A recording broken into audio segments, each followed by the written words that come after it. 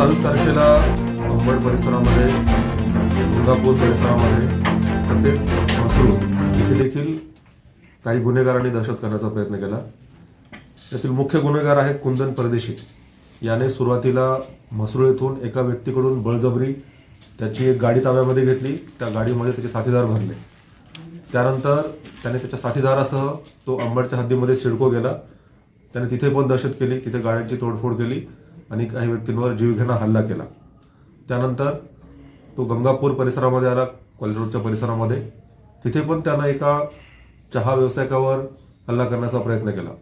या तिन्ही घटनांमध्ये गंभीर स्वरूपाचे गुन्हे दाखल करण्यात आलेले आहेत आणि या प्रकरणामध्ये आतापर्यंत 9 आरोपी आणि 1 विधी संघर्षग्रस्त बालक यांना अटक करण्यात आलेली आहे. विशेष म्हणजे या आरोपींना अटक करण्यासाठी स्थानिक पोलीस स्टेशन तसेच गुन्हे शाखेची सर्व पथकं यांनी संयुक्तपणे कारवाई केलेली आहे.